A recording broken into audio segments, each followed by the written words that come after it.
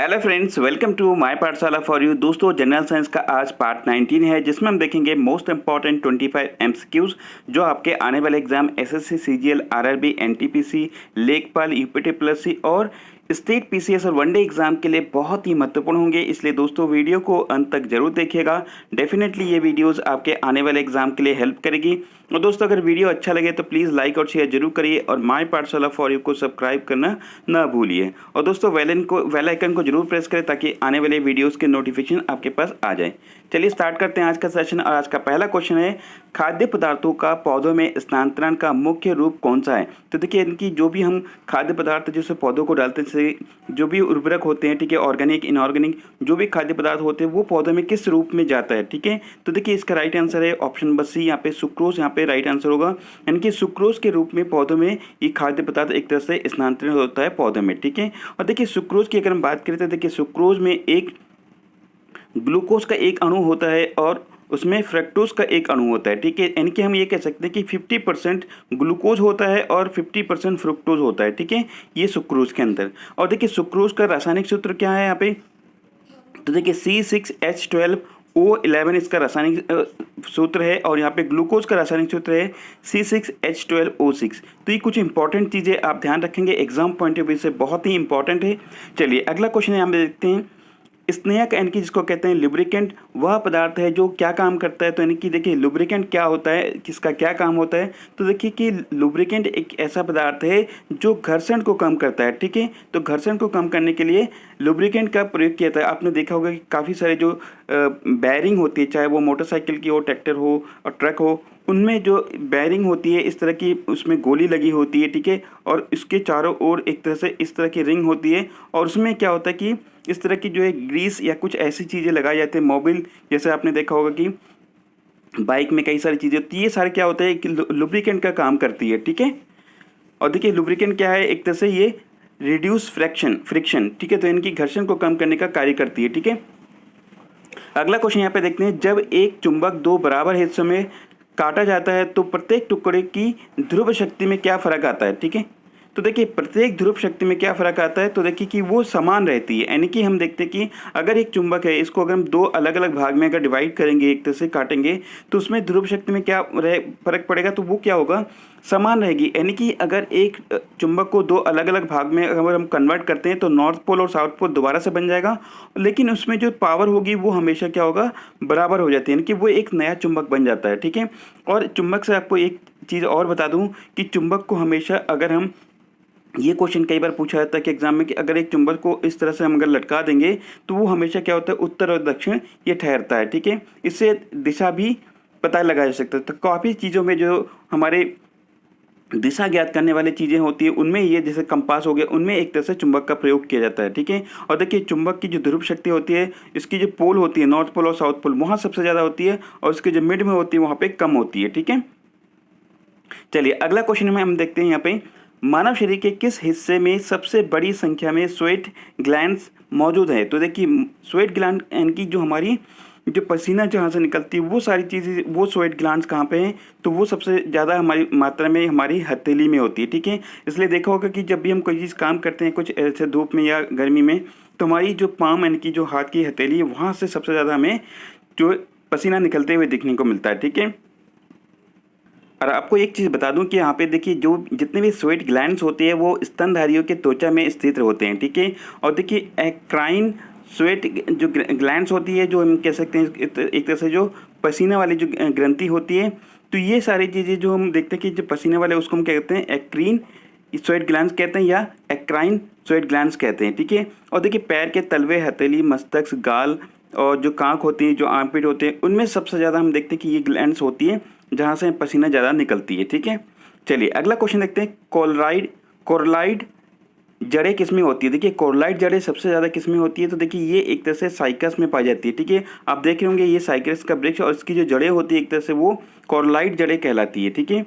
और देखिए कि कोरलाइड जड़ें एक तरह से कि सहजीवी साइनोबैक्टीरिया जैसे नीले हरा शैवाल जैसा होता है, जो नाइट्रोजन को ठीक करता है और जड़ के ऊतकों के साथ मिलकर लाभकारी अमीनो एसिड का उत्पादन करते हैं। ठीक है, ये चीज़ इंपॉर्टेंट है। और देखिए एक और इम्पॉर्टेंट चीज़ साइकस के बारे में आपको बता दूं कि साइकस का जो बीजांड होता है वो सबसे बड़ा होता है। ठीक है, ये देख रहे होंगे इस फिगर में। ठीक है, तो ये चीज़ एक इंपॉर्टेंट चीज़ है, यहाँ पे आप नोट करेंगे। चलिए अगला क्वेश्चन देखते हैं, प्याज किसका परिवर्तित रूप है? तो देखिए प्याज यहाँ पे एक तरह से तना का परिवर्तित रूप है। ठीक है, देखिए बहुत सारी चीज़ें ऐसे होंगे आपको जड़ में दिखने को मिलेंगे, जैसे मूली हो गया, गाजर, लेकिन यहाँ पे प्याज एक तरह से ये जड़ नहीं है, ये तना का एक परिवर्तित रूप है। ठीक है, जैसे प्रकंद में क्या आता है, जैसे कि हल्दी हो गया, जो अदरक होता है वो सारे प्रकंद में आते हैं। ठीक है, जड़ हो गया, मूली गाजर हो गया, तना में हम देखेंगे ये प्याज का एक परिवर्तित रूप है। ठीक है, देखिए हल्दी मैंने बताया था कि हल्दी के जो खाने वाले भाग होता है उसको प्रकंद कहते हैं। ठीक है, गाजर मूली वो जड़ कहलाते हैं।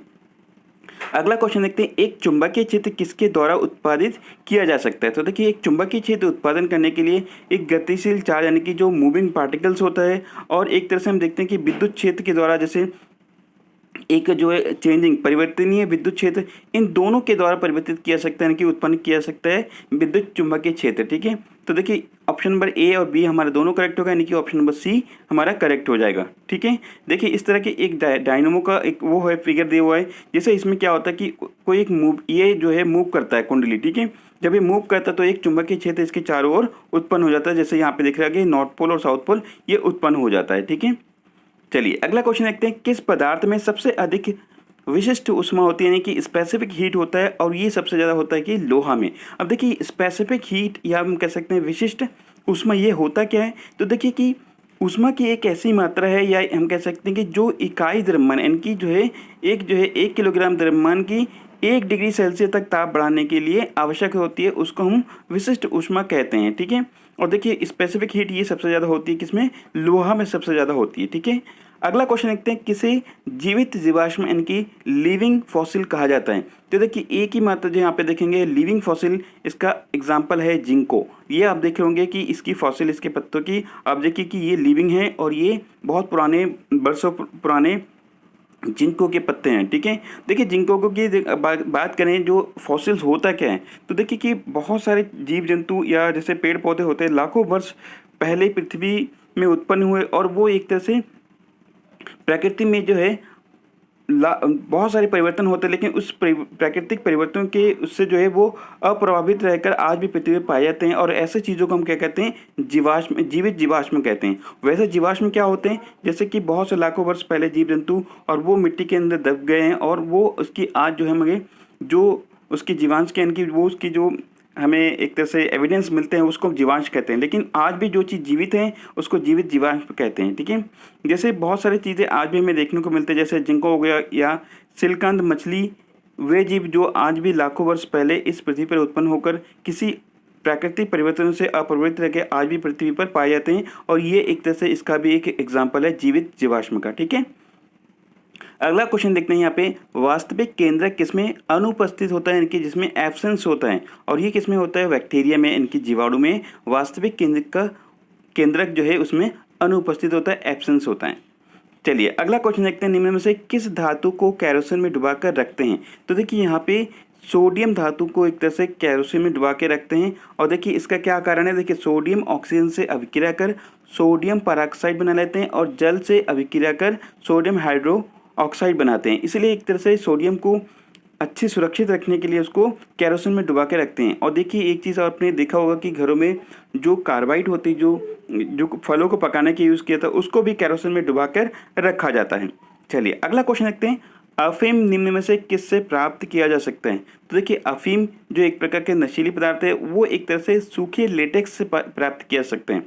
और लेटेक्स क्या होता है? देखिए कि जो लेटेक्स की जो आप देख रहे होंगे इस फिगर में, एक तरह से जो पौधों से निकलने वाली जो दूधिया, इनकी जो पेड़ को अगर हल्का काट देते हैं तो उसमें एक दूधिया परत निकलती है, जिसको क्या कहते हैं? लेटेक्स कहते हैं, और इसी सूखे लेटेक्स से ही अफीम बनाया जाता है। ठीक है, चलिए अगला क्वेश्चन देखते हैं, पादपों में सबसे बड़ा शुक्राणु यानी कि स्पर्म किसमें मिलता है? तो देखिए पादपों में सबसे ज़्यादा जो स्पर्म होते हैं वो अनावृति पौधों में पाए जाते हैं, इनके जिम्नोस्पर्म में पाई जाती है। ऑप्शन नंबर यहाँ पे हमारा सी करेक्ट हो जाएगा।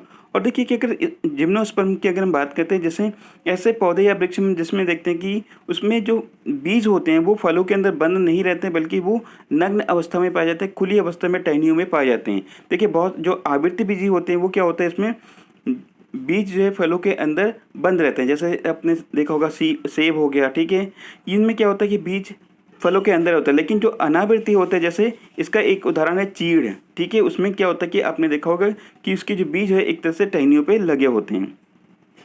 अगला क्वेश्चन देखते हैं, विश्व का सबसे अधिक तेजी से बढ़ने वाला जल पादाप इनके प्लांट कौन सा है? तो देखिए सबसे ये इसका राइट आंसर यहाँ पे है जल हयासंधि। ऑप्शन नंबर यहाँ पे हमारा ए करेक्ट हो जाएगा, ठीक है। जल हयासंधि आपने देखा होगा बहुत सारे, जैसे यमुना या कई ऐसी जगह पे जहाँ पे जल भराव है, इस तरह की आपको पौधे देखने को मिलेंगे और ये इसका नाम है जल हयासंधि, और ये विश्व में सबसे ज़्यादा बढ़ने वाला, तेजी से बढ़ने वाला जलीय प्लांट है, ठीक है। अगला क्वेश्चन देखते हैं, सर्वाधिक जैव विविधता यानी कि बायोडाइवर्सिटी कहाँ पाई जाती है? तो देखिए बहुत से प्रकार के वन होते हैं, जैसे शीतोष्ण कटिबंधीय वन हो गया, सदाबहार वन हो गया और उष्ण कटिबंधीय वन। तो देखिए एक तरह से इस प्रकार के जो फॉरेस्ट होता है, ट्रॉपिकल फॉरेस्ट कहते हैं इनको, और इसमें सबसे ज़्यादा बायोडाइवर्सिटी हमें देखने को मिलता है, ठीक है। ये बहुत ही इंपॉर्टेंट है। देखिए बायोडाइवर्सिटी के बारे में कई बार एग्जाम में क्वेश्चन पूछा गया, इससे सारी डिटेल आप लोग ध्यान रखेंगे, ठीक है। चलिए अगला क्वेश्चन देखते हैं, जिस पादप में नर और मादा दोनों प्रकार के पुष्प उपस्थित हो उसे क्या कहते हैं? तो देखिए उसको कहते हैं उभय लिंग्याश्रयी कहते हैं, ठीक है। इनकी उसमें उस पुष्प में दोनों चीज़ें होती है अवेलेबल, ठीक है। और देखिए उभयलिंगी पौधों में क्या होता है कि एक तरह से हम देखते हैं शुक्राणु और अंडे दोनों को एक ही गैमेटोफाइट पर धारण कर लेती है, तो इसलिए इसको कहते हैं उभयलिंगाश्रयी, इनकी मोनोसियस कह लेते हैं, ठीक है। नेक्स्ट क्वेश्चन हम यहाँ पे देखते हैं, कौन सी रचना जंतु कोशिका को वनस्पति कोशिका से डिफ्रेंशिएट करती है? तो देखिए इसका राइट आंसर क्या है यहाँ पे? तो इसका राइट आंसर है सेंट्रीओल्स। सेंट्रीओल्स ऐसी एक चीज़ है जो एक तरह से जंतु कोशिका को वनस्पति कोशिका से, इनकी प्लांट सेल को एनिमल सेल से डिफ्रेंशिएट करती है। आप देख रहे होंगे यहाँ पे दो चीज़ें, यहाँ पे देखिए कि ये है एनिमल सेल और ये है प्लांट सेल। देखिए यहाँ पे लाइसोसोम पाया जाता है, तो यहाँ पे भी लाइसोसोम होता है, ठीक है। और यहाँ पे देखिए कि यहाँ पे जो यहाँ पे देखिए कि यहाँ पे है वैक्यूलस है, यहाँ पे भी ये है, ठीक है। लेकिन यहाँ पे एक तरह से देखिए सेल वाल यहाँ पे भी है, सेल वाल यहाँ पे भी है, लेकिन यहाँ पे जो सेंट्रीओल्स है ये यहाँ पे होता है, लेकिन यहाँ पे इसमें प्लांट सेल में नहीं होता है। तो सेंट्रियोल एक तरह से जिसको हम कहते हैं तारक केंद्र, एक तरह से एक बेलनाकार कोशिकांग है जो मुख्य तरह से एक तरह से ट्यूबलिन नामक प्रोटीन से बना होता है, और ये दोनों जो है प्लांट सेल को एनिमल सेल से डिफ्रेंशिएट करता है। बहुत ही इंपॉर्टेंट है, आप लोग ध्यान रखेंगे, ठीक है। चलिए अगला क्वेश्चन देखते हैं, किस प्रकार के ऊतक इनके टिश्यू घाव को भरने में सहायक होते हैं? तो ये एक तरह से एपिथेलिमीय ऊतक होते हैं, जो एक तरह से जो हमारे वुंड हो गया, घाव को भरने का काम करती है ऊतक, ठीक है। एक प्रकार की ऐसी एपिथेलिमीय ऊतक हो गया, ठीक है। चलिए और देखिए एक तरह इसकी आपको बता दूं कि जो एपिथेलिमीय ऊतक होते हैं एक तरह से वसामय ऊतक होती है जो हमारे शरीर को गर्म रखने का काम करती है, ठीक है। अगला क्वेश्चन देखते हैं, हरगोविंद खुराना ने किस क्षेत्र में शोध किया था? तो देखिए डॉक्टर हरगोविंद खुराना जिनको नोबेल पुरस्कार भी मिला था, और इन्होंने देखिए कि सबसे पहले इन्होंने आनुवंशिक कोड को समझाने का काम किया था, यानी कि जेनेटिक कोड को इन्होंने इस क्षेत्र में शोध किया था, ठीक है। और देखिए इन्होंने सबसे पहले कृत्रिम जीन का भी निर्माण किया था, और इनको 1968 में चिकित्सक के क्षेत्र में इनको नोबेल पुरस्कार भी दिया गया था, ठीक है। चलिए अगला क्वेश्चन देखते हैं, अल्फा बीटा गामा की भेदन शक्तियों को अवरोही क्रम में, यानी कि देखिए कि घटते हुए क्रम में यहाँ पे लिखना है। देखिए ये पीसीएस में ये क्वेश्चन पूछा गया था, ठीक है। तो देखिए इसका राइट आंसर क्या होगा कि गामा, बीटा और अल्फा। देखिए अवरोही क्रम पूछा है, हमने घटते क्रम में पूछा है, ठीक है। तो सबसे होगी यहाँ पे बड़ा हो गया, ये सबसे इसकी भेदन क्षमता सबसे ज़्यादा है, बीटा की उसके बाद कम और अल्फा की सबसे कम, यानी कि ये एक तरह से अवरोही क्रम में लिखा हुआ है, ठीक है। अगला क्वेश्चन देखते हैं, दूध किसका उदाहरण है? तो देखिए दूध किसका उदाहरण है? तो देखिए यहाँ पे दूध एक पायस का, इनकी एम्यूलिजिन का एक उदाहरण है। देखिए दूध के बारे में आपको कई चीज़ बताया हूँ कल, जैसे दूध के जो रंग होता है, वाइट रंग होता है, इनकी सफ़ेद रंग, वो किसके कारण होता है? दूध में एक कैसिन नाम के प्रोटीन होता है, ठीक है। और उसका जो हल्का पीलापन होता है उसमें कैरोटीन नामक की प्रोटीन होता है, जिसके कारण दूध का हल्का पीलापन होता है। और दूध एक पायस का उदाहरण है इनकी।